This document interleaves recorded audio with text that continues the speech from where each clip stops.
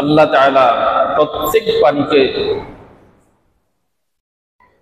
বংশ বিস্তারের জন্য সেই ক্ষমতা দান করেছেন। পৃথিবীতে যত প্রাণী আছে, প্রাণ আছে, তাদের বংশ বিস্তারের ক্ষমতা আছে। যত প্রাণী আছে, প্রাণ আছে, তাদের যৌগিক চাহিদা আছে। তেমনি ভাবে আল্লাহ তাআলা মানুষকে হালাল এবং বৈধ পন্থায় যৌগিক চাহিদা মেটানোর জন্য, পাশাপাশি মানুষের যে ধারা কিয়ামত পর্যন্ত সেটিকে বিস্তৃত রাখার জন্য, মানব প্রজন্মকে টিকিয়ে রাখার জন্য আল্লাহ তাআলা মানুষকেও জৈবিক চাহিদা দান করেছেন এবং সেটা মেটানোর মাধ্যমে হালাল বংশ বিস্তারের সুযোগ দান করেছেন। তার মাধ্যম হচ্ছে নিকাহ, যেটাকে আমরা বাংলায় বলি বিবাহ।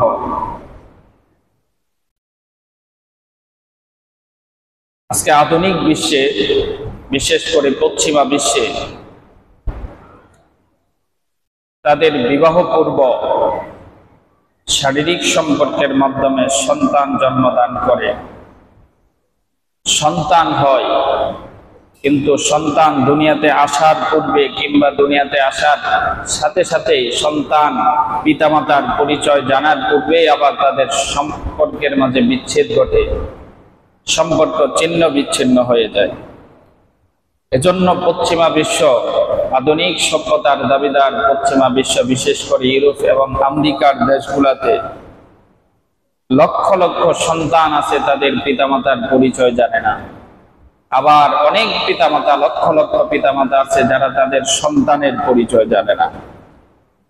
কারণ তাদের পদ্ধতিতে যে বিবাহ, সেই বিবাহ বন্ধনের আগে তারা সন্তান গ্রহণ করে, আবার সন্তান হওয়ার পূর্বেই তাদের মধ্যে বিবাহ বিচ্ছেদ ঘটে। কিন্তু ইসলাম কত সুন্দর বিবাহের বন্ধন সৃষ্টি করেছেন, বিবাহের সুযোগ তৈরি করেছেন। বিবাহোত্তর স্বামী স্ত্রীর দায়িত্ব কি সেটাও ইসলাম বলে দিয়েছেন, সন্তান হওয়ার পরে দায়িত্ব কি সেটাও বলে দিয়েছেন, আবার পিতামাতার প্রতি সন্তানের কর্তব্য কি সেটাও ইসলাম বলে দিয়েছেন। বলি সুবহানাল্লাহ।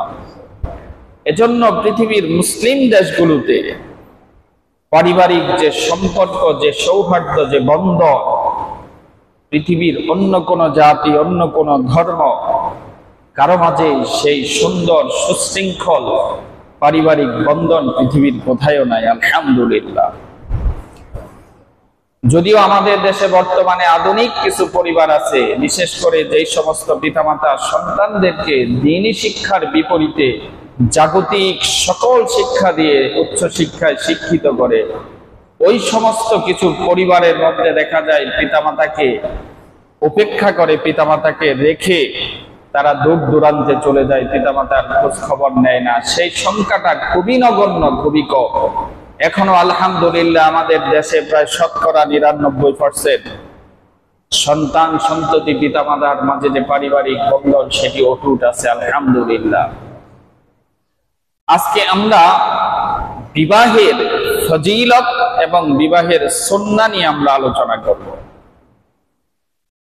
এখন কেউ বলতে পারেন যে আমরা তো সকলে, অধিকাংশ মানুষ তো বিবাহ করেছি, এখন আর বিবাহের ওয়াজ শুনে লাভ কি? বিবাহ আপনি করেছেন, কিন্তু আপনার বংশধরদের মধ্যে কিয়ামত পর্যন্ত এই বিবাহের দ্বারা জারি থাকবে, ঠিক না?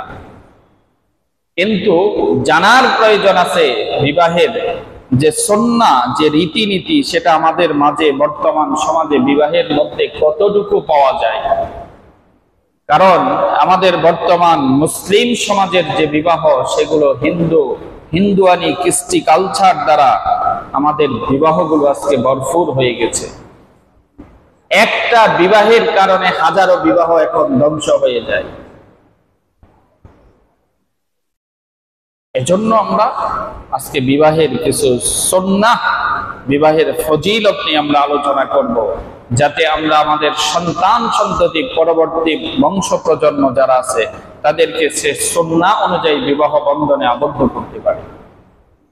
সর্বপ্রথম মানব জীবনে, বিশেষ করে মুমিন ইমানদারের জীবনে বিবাহের গুরুত্ব কি, ফজিলত কি, কি প্রয়োজন বিবাহের, অনেক হাদিস এসেছে, দুই একটি হাদিস আমরা শোনার চেষ্টা করি।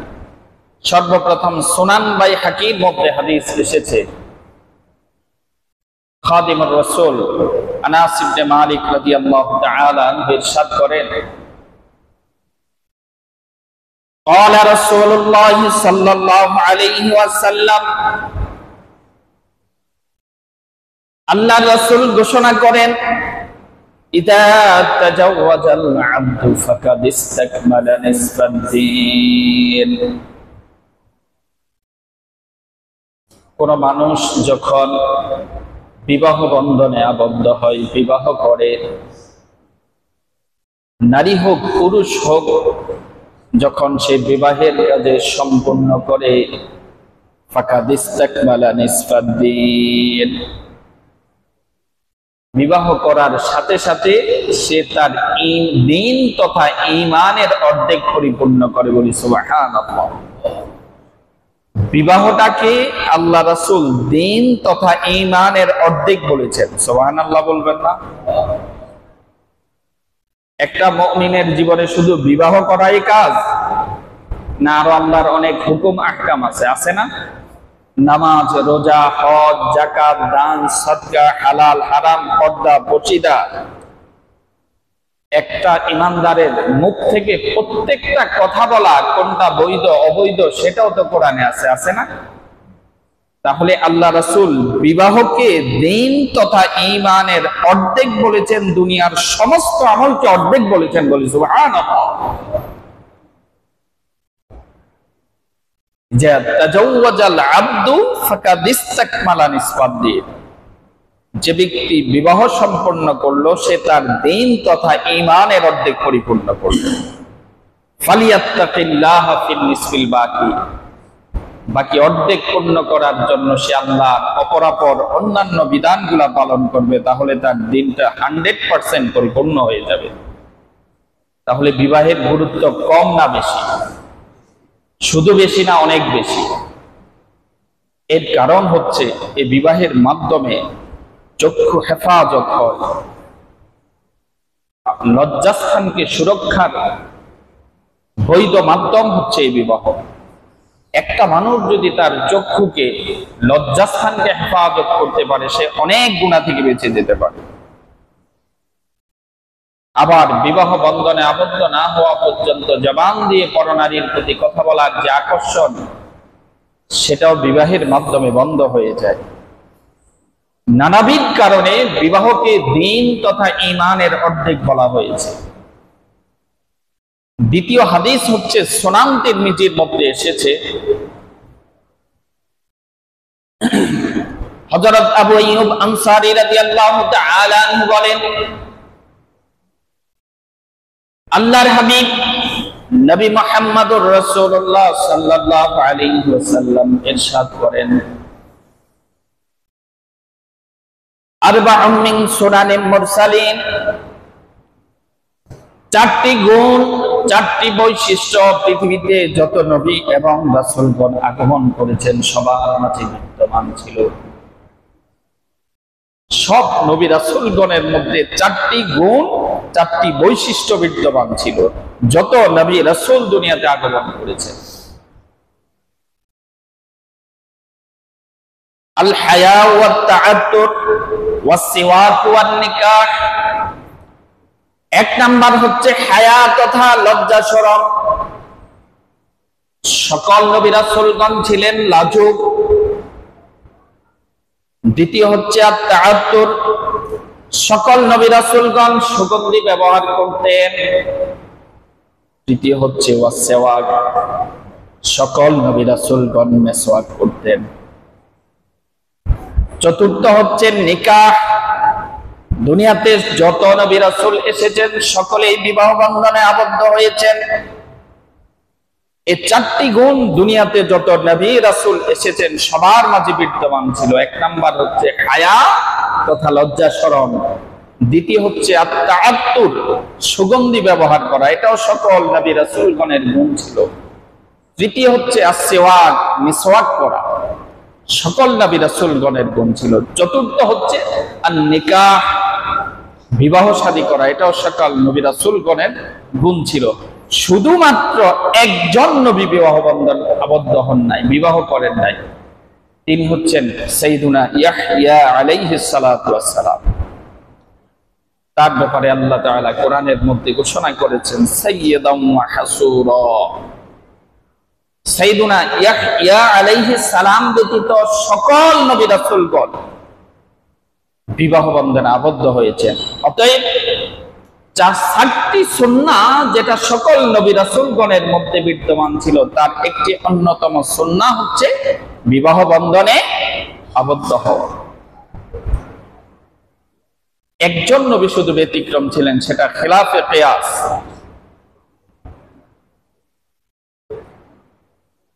তাহলে বিবাহের ফজিলত, মানব জীবনে বিবাহের গুরুত্ব কম না বেশি? অনেক বেশি। এখন আসুন আমরা বিবাহের কিছু সুন্নাহ নিয়ে আলোচনা করব।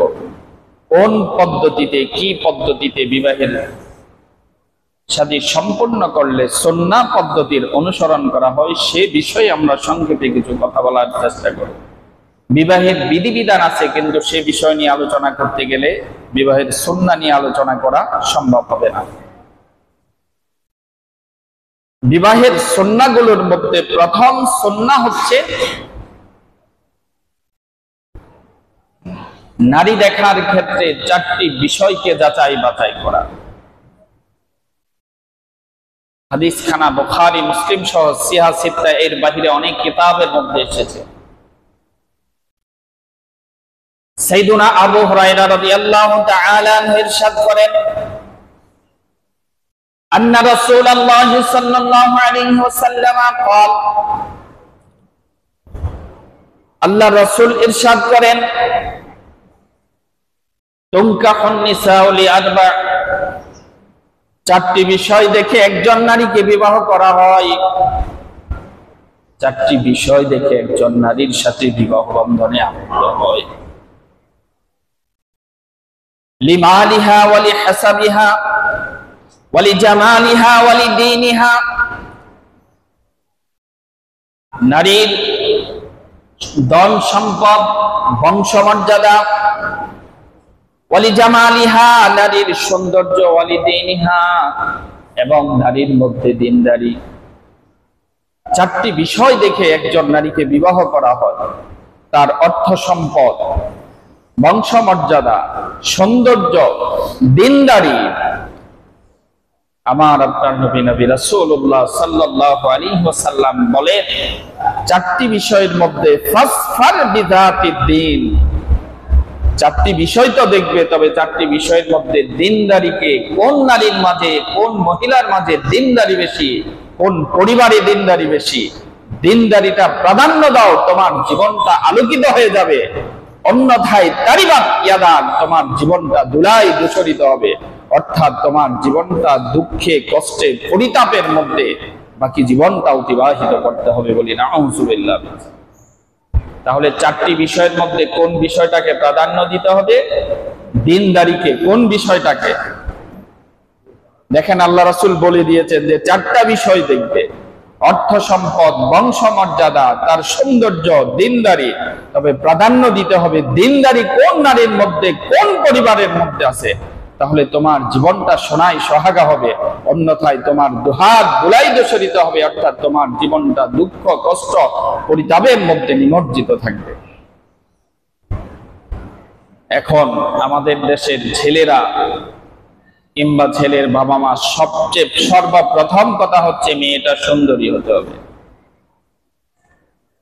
মেয়ের বাবার অর্থ সম্পদ, বাড়ি গাড়ি কি আছে? রাসূল যেটাকে গুরুত্ব দেওয়ার জন্য, অগ্রাধিকার দেওয়ার জন্য নির্দেশ দিয়েছেন, সেটার নামগন্ধ থাকে না, উল্লেখও করে না। আবার অনেক ফ্যামিলি তো আছে দিনদারি, যাদের মধ্যে একটু দিনদারি আছে, পর্দা পশিদা আছে, তাদেরকে পছন্দই করে না, আছে না? এজন্য ওই সমস্ত পরিবারগুলোতে অশান্তি, দুঃখ, কষ্ট, অমিল, এগুলার কোনো শেষ নাই। কারণ রাসূল তো 1500 বছর পূর্বে বলে দিয়েছেন, এর বাহিরে তো উম্মতের কোনো কল্যাণ নাই। রাসূল যেখানে কল্যাণ দেখিয়ে দিয়েছেন, এর বাহিরে কল্যাণ খুঁজলে কল্যাণ পাওয়া যাবে না। রাসূল যেখানে অকল্যাণের কথা বলেছে সেখানে অকল্যাণের বাহিরে কিছু হবে না। তাহলে 4টি বিষয়ের মধ্যে আমরা প্রাধান্য দিব দিনদারিকে। দ্বিতীয় কাজ হচ্ছে বিবাহের ক্ষেত্রে নারী এবং পুরুষ উভয় পরিবার, নারী এবং ছেলে এবং মেয়ে উভয়ের মাঝে সমতা, কুফু তথা সমতার বিষয়টি বিবেচনা করা।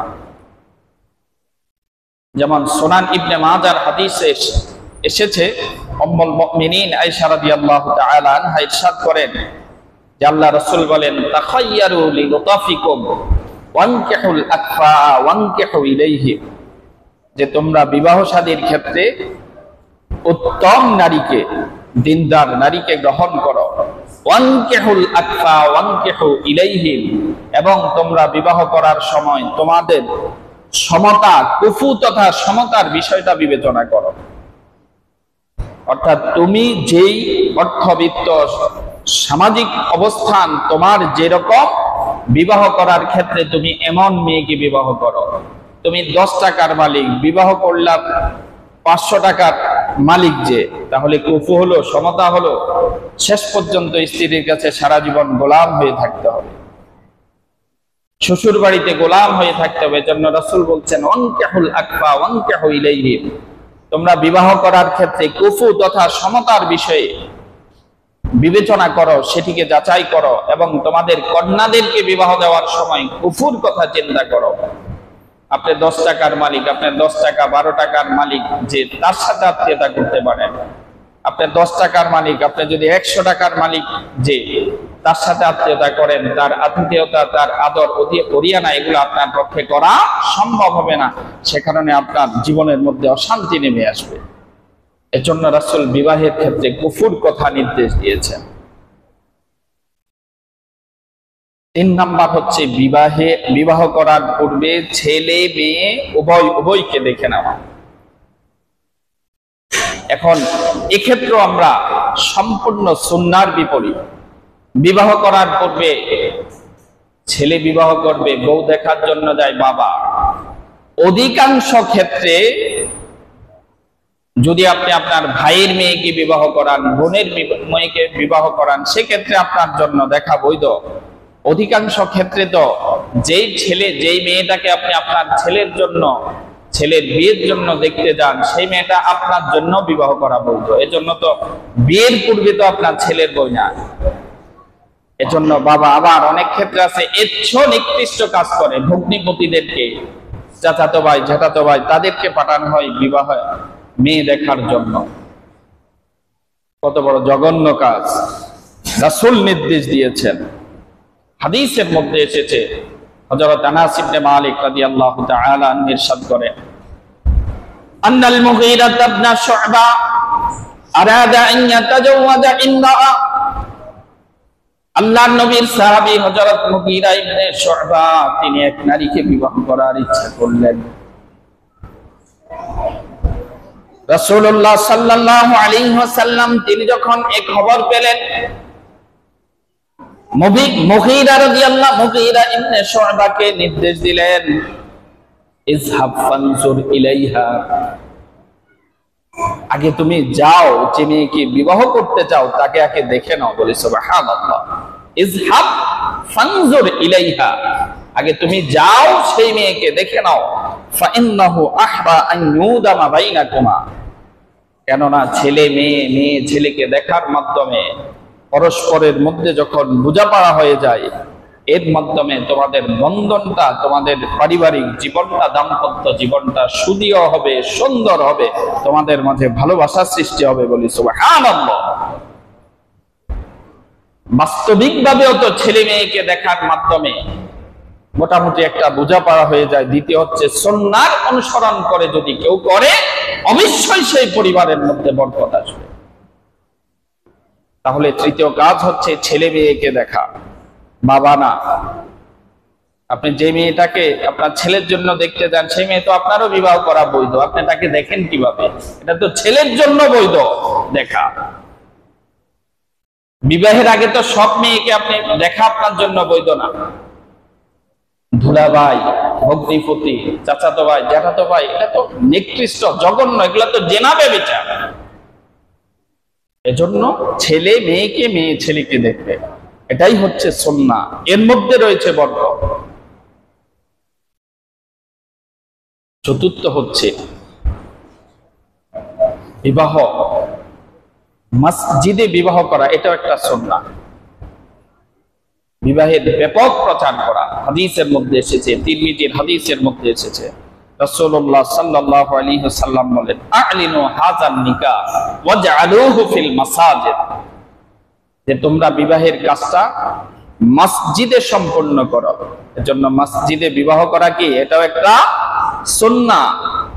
আ'লিনু হাযান নিকাহ, প্রথম কাজ হচ্ছে বিবাহের কথা ব্যাপকভাবে প্রচার করে দাও, এলান করে দাও, জানিয়ে দাও।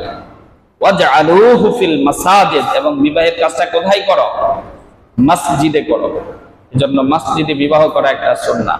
শুক্রবার জুমার দিন করা আরেকটা সুন্নাহ। বিবাহের পর খেজুর ছিটানো, এটা আরেকটা সুন্নাহ। সুবহানাল্লাহ। ইসলামে বুঝি বিবাহ শাদীতে কোনো আনন্দ ফুর্তি নাই। ইসলামকে আপনাকে হাত পা বেঁধে দিয়েছে, কিন্তু আপনি অন্য ধর্মের বিজাতীয় কৃষ্টি কালচার এনে কেন ইসলামের বিবাহের সৌন্দর্যগুলোকে মলিন করে দেন? ইসলামের বিবাহের যে সৌন্দর্য সেগুলোকে নষ্ট করে দেন। আপনি কেন ইহুদি, খ্রিস্টান, হিন্দু, বৌদ্ধদের কালচার গুলোকে চর্চা করেন? তাদেরকে লক্ষ টাকা দিলে মুসলমানি রীতিনীতির, বিবাহের যে রীতিনীতি, একটাও কি তারা পালন করবে? তো আপনি তাদের গায়ে হলুদের প্রথা কেন আপনার মুসলমান বিবাহের মধ্যে আপনি নিয়ে আসেন? গায়ে হলুদ দেন, এটাও বৈধ নয়।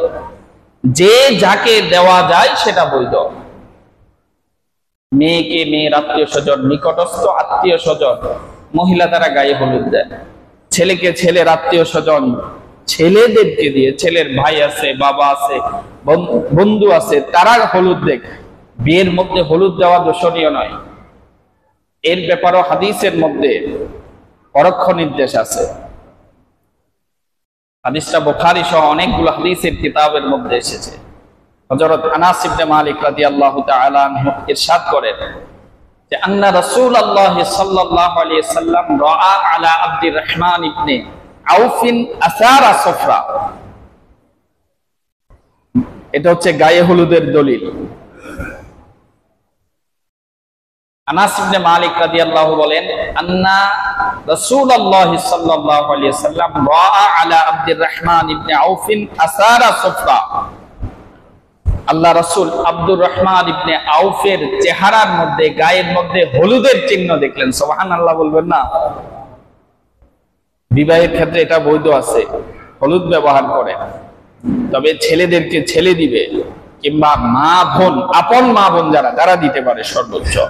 মেয়েদেরকে মেয়ের পক্ষে দিবে, কিন্তু ছেলেদের বাড়িতে মেয়ের বাড়ির, কনের বাড়ির ছেলে মেয়ে এসে গায়ে হলুদ দেওয়া, ছেলের বাড়ি থেকে মেয়ের বাড়িতে গিয়ে মেয়ের গায়ে হলুদ দেওয়া, এটা একটা নোংরামি, নষ্টামি এবং সম্পূর্ণ বিজাতীয় একটি কৃষ্টি কালচার।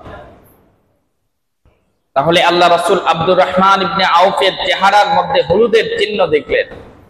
আল্লাহ রাসূল তখন আব্দুর রহমান ইবনে আউফকে লক্ষ্য করে মুস্কি হাসি দিয়ে বললেন, মা হাযা আও মা, হে আব্দুর রহমান ইবনে আউফ, ব্যাপারটা কি হয়েছে তোমার গায়ের মধ্যে যে হলুদের চিহ্ন? আব্দুর রহমান ইবনে আউফ তখন জানিয়ে দিলেন, ইন্নী তাজাওয়াজতু ইমরাআতান আলা নাওয়াতি মিন যাহাব, আমি একটা খেজুর দানার সমপরিমাণ স্বর্ণ মোহর হিসাবে দিয়ে একজন নারীকে বিবাহ করেছি। বলি সুবহানাল্লাহ। অতএব এই হাদিস থেকে হলুদ দেওয়ার বৈধতা পাওয়া যায়, বিয়ের মধ্যে একটু রং করার বৈধতা পাওয়া যায়। আর নারী তো সব সময় তাদের জন্য রং করা বৈধ। হালাল রংগুলো নারীরা ব্যবহার করতে পারে, তাতে কোনো দোষণীয় নয়। ছেলেদের জন্য বিবাহতেও বৈধ আছে। পঞ্চম কাজ হচ্ছে ছেলের পক্ষ থেকে ওয়ালিমা করা। কি করা? আল্লাহ রাসূল হাদিসের মধ্যে নির্দেশ করেছেন। একটু আগে হাদিস বলেছি, হাদিসের শেষাংশের মধ্যে এসেছে আল্লাহ রাসূল আব্দুর রহমান ইবনে আউফকে বলেছেন, আউলিম ওয়ালাউ বিশাতিন, তুমি ওলিমা করো, কমপক্ষে একটা বকরি দিয়ে হলেও, একটা বকরি জবাই করে হলেও কি করো? ওয়ালিমা করো। কি করো? অলিমা করা এটা ছেলের কাজ না মেয়েদের কাজ? কথা বলেন, ছেলেদের কাজ। কার কাজ? কার কাজ? এখন আমাদের দেশে সম্পূর্ণ উল্টা। সুন্নাহ হচ্ছে ছেলের উপর নির্দেশ হচ্ছে সে তার আত্মীয় স্বজন, বন্ধু বান্ধব, আত্মীয় স্বজনদেরকে দাওয়াত দিয়ে অলিমার আয়োজন করবে, বিবাহ ভোজের আয়োজন করবে। কিন্তু আমাদের দেশে সুন্নাহ হচ্ছে পরে, বেদাত হচ্ছে আগে। মেয়ের বাড়িতে জবরদস্তি করে যে খাবার আয়োজন করা হয়, কোন মেয়ের পক্ষ যদি স্বেচ্ছায় স্বপ্রণোদিত ভাবে যে আমার নতুন জামাই তার আত্মীয় স্বজনদের আতিথেয়তার ব্যবস্থা করবে, এটা সম্পূর্ণ তার ইচ্ছা, এখতিয়ার। একজন মানুষও তার বাড়িতে যদি জবরদস্তি করে খায়, সেটা হারাম হওয়ার সম্ভাবনা আছে। এজন্য মেয়ের বাড়ির খাবারটা বর্জন করা উচিত। যদি জানেন জবরদস্তি করা হয়, আমার বাড়ি থেকে ছেলের পক্ষ যদি বলে আমার বাড়ি থেকে 50-60 জন, 70-80-100 জন মেহমান আসবে, তাদেরকে খাওয়াতে হবে, আবার অনেক ক্ষেত্রে আইটেমও বলে দেওয়া হয়, এই খাওয়া হারাম হওয়ার সম্ভাবনা অনেক বেশি। বলি না আউযুবিল্লাহ। কারণ শরীয়তের কোন পর্যায়ে নাই নারীর উপর জোর জবরদস্তি করে মহিলার উপর, কনের পিতার উপর, পরিবারের উপর খাবারের বিষয়টা চাপিয়ে দেওয়া, এটা সম্পূর্ণ বেদাত। যদি স্বেচ্ছায় স্বপ্রণোদিত ভাবে কেউ খাওয়ায়, সেটা তার ব্যাপার। মেহমানদারি করা, আতিথেয়তা করা, এটা সুন্নাহ। কিন্তু জবরদস্তি কনের পক্ষের উপর করার কোন সুযোগ নাই। যদিও আচ্ছা, যেটা সরাসরি হাদিসের মধ্যে নির্দেশ আছে, সুন্নাহ হিসাবে প্রমাণিত, আগে সেটা আমল করব না যেটা মোটামুটি জায়েজ সেটা আমল করব? কোনটা? আগে যেটা সুন্নাহ। তাহলে সুন্নাহ হচ্ছে রাসূলের নির্দেশ হচ্ছে ছেলের পক্ষ থেকে অলিমা করা। এজন্য উচিত হচ্ছে মেয়ের পক্ষ যদি স্বেচ্ছায় খাওয়াতেও চায়, আগে ছেলের বাড়ি বরের পক্ষ থেকে অলিমা করতে হবে, তারপর আপনি সেটা খান। কারণ সেটা হচ্ছে বেদাত। সেটা হচ্ছে কি? বেদাত, হারাম হওয়ার সম্ভাবনা আছে। আগে ছেলের বাড়িতে আয়োজন করতে হবে, এরপর যদি আপনি সুন্নাহ আমল করেন, এরপর মেয়ের পক্ষ যদি 5 জন, 10 জন, 50 জন খাওয়া, তাতে সমস্যা নাই, সেটা আগে করবেন না। কারণ সুন্নাহ আমল করতে হবে। এখন প্রশ্ন হতে পারে, কারো পক্ষে যদি বকরি জবাই করে অলিমা করার সামর্থ্য না থাকে, আছে না অনেক গরিব। এখন আমাদের দেশে অক্ষম কেউ নাই, বিয়ের সময় 10,000, 20,000, 50,000, 1 লাখ টাকা সুদের উপর কিংবা কিস্তি নিয়ে হইলে অনুষ্ঠান করে, এটা না হইলে নাই হয়। অথচ রাসূল, আল্লাহ রাসূল তার জীবনে প্রত্যেকটা বিবাহের মধ্যে অলিমা করেছেন, সর্বোচ্চ অলিমা করছেন, সবচেয়ে বেশি ব্যয় করেছেন স্ত্রী জাইনাব রাদিয়াল্লাহু তাআলা আনহার বিয়ের মধ্যে। বুখারীর হাদিসের মধ্যে এসেছে, আনাস ইবনে মালিক রাদিয়াল্লাহু তাআলা আনহু ইরশাদ করেন, মা আওলামান নবী সাল্লাল্লাহু আলাইহি ওয়াসাল্লাম আলা শাইইন মিন নিসাই মা আওলামা আলা জাইনাব। আল্লাহ রাসূল অলিমার ক্ষেত্রে এত ব্যাপক বড় আয়োজন করেন নাই যেটা জাইনাব রাদিয়াল্লাহু তাআলা আনহা বিবাহের সময় করেছেন। কত বড়? আওলামা বিশাতিন, তিনি একটি বকরি দিয়ে অলিমা করেছেন। বলি সুবহানাল্লাহ। অনেক বড়, তবে কি দিয়ে? শুধুমাত্র একটা বকরি দিয়ে। আল্লাহ রাসূল কখনো কখনো দেখেন, সক্ষমদের জন্য আল্লাহ রাসূল যেমন বিধান দিয়েছেন, অক্ষম অসমর্থ ব্যক্তিদের জন্য আল্লাহ রাসূলের বিধান রয়েছে। বুখারী মুসলিম সহ অনেকগুলো হাদিসের কিতাবে এসেছে। আনাস ইবনে মালিক রাদিয়াল্লাহু তাআলা আনহু বর্ণনা করেন যে আওলামান নবী সাল্লাল্লাহু আলাইহি সাল্লাম আলা সাফিয়াতা বিসাওয়িকিন ওয়া তামার।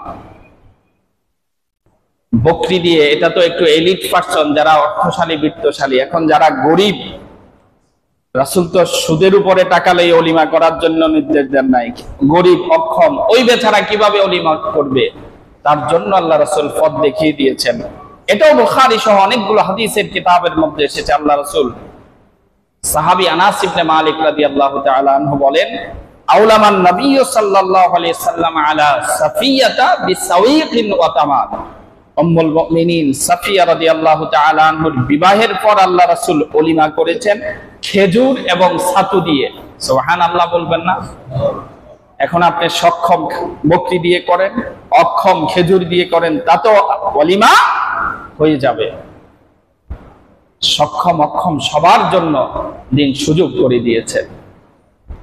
আরেকটি বিষয় আমাদের ওলিমার মধ্যে নিন্দনীয়, বিবাহ ভোজের মধ্যে আরেকটি নিন্দনীয় বিষয় দেখা যায়, যেটা বর্তমানে অনেক বেশি দিন দিন বেড়ে যাচ্ছে, সেটি বুখারী শরীফের মধ্যে হাদিস এসেছে।